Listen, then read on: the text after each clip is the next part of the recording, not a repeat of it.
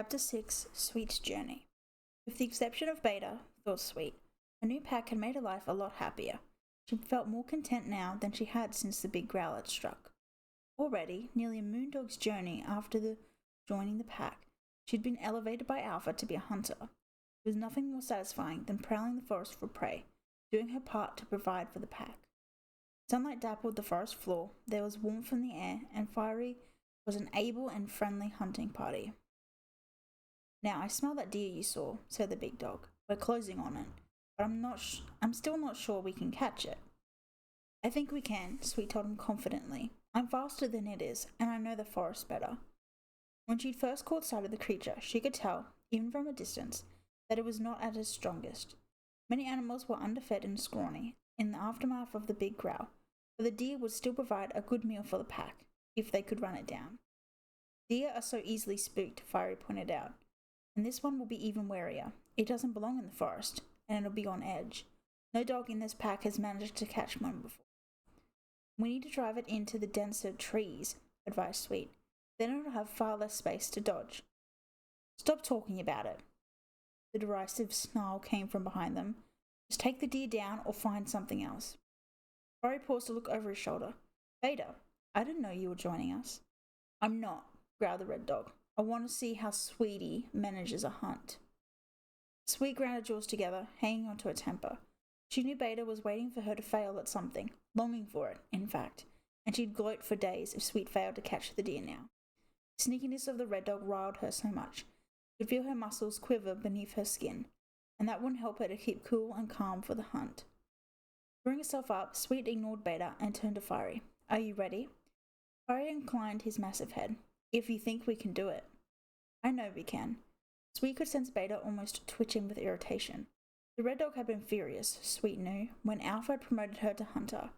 If they didn't make this kill, she was certain the tale of her failure would make its swift way to Alpha's ears. Deep in her throat, Sweet growled softly. Failure was not an option now.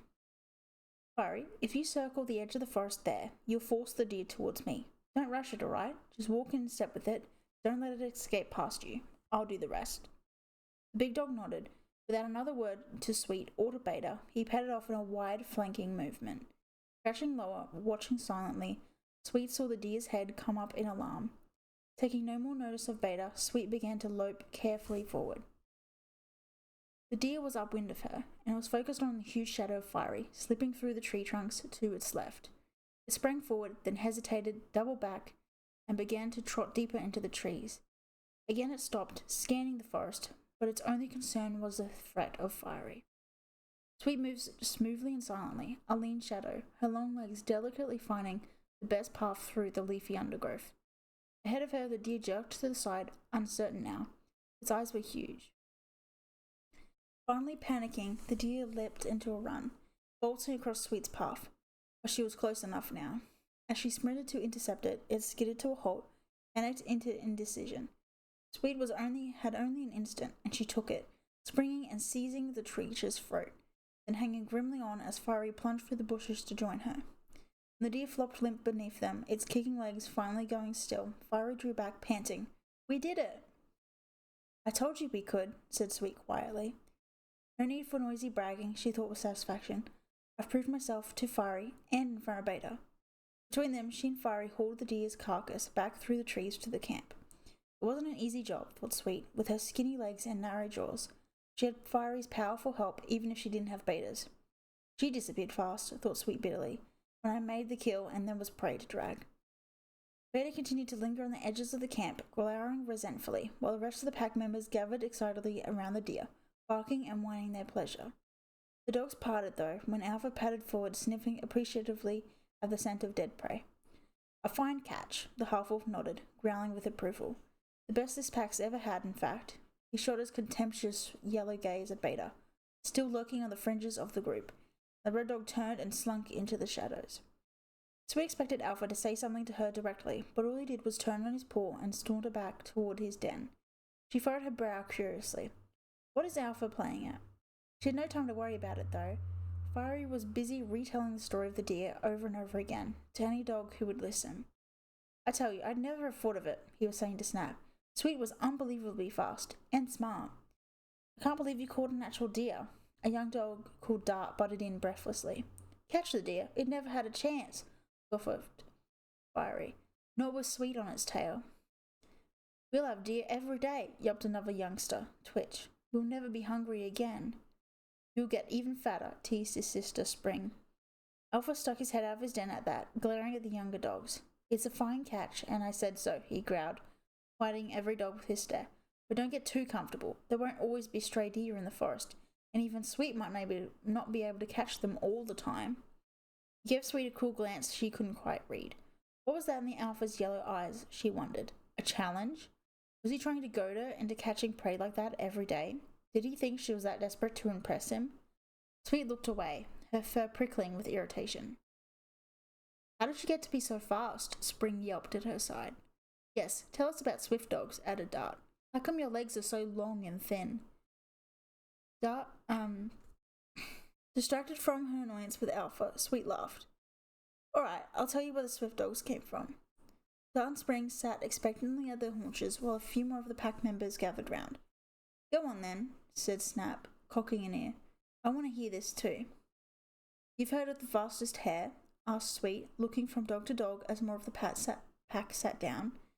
He was the worst trickster in the world. He was always playing jokes on the spirit dogs and making them look like fools, and they grew very angry with him. Hares were made for dogs to chase, and no hare should get away with such insolence.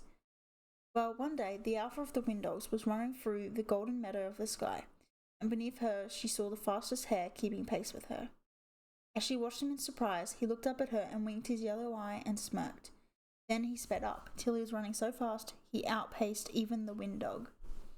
The Alpha Wind Dog was enraged. She went to the Sky Dogs and demanded the hare be punished for his impudence. So the Sky Dogs and Wind Dogs leaped down to the earth and surrounded the hare, and demanded he put an end to his tricks.